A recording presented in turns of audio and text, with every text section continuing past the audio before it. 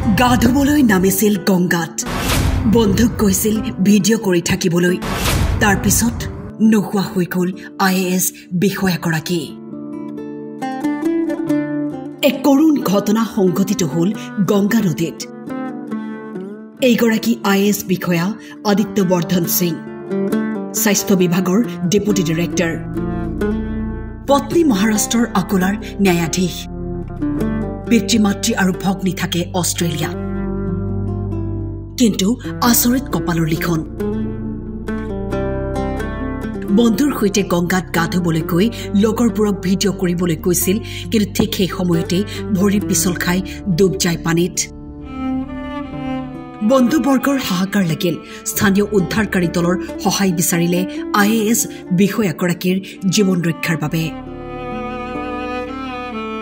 কিন্তু দুবাৰো সকলে বিচাৰিলে 10,000 টকা 10,000 দিলেহে নামিব হেনো উদ্ধাৰ অভিযানত লগে লগে 10,000 টকা সোমাই দিয়া হ'ল একাউণ্টত কিন্তু তেতিয়ালৈকে বহুত দেৰি হ'ল 10,000 টকায়ো ৰক্ষা কৰিব নোৱাৰিলে IAS বিষয়াগৰাকীৰ জীৱন এই ঘটনা সংঘটিত হৈছে উত্তৰ প্ৰদেশৰ উন্নাও জিলাত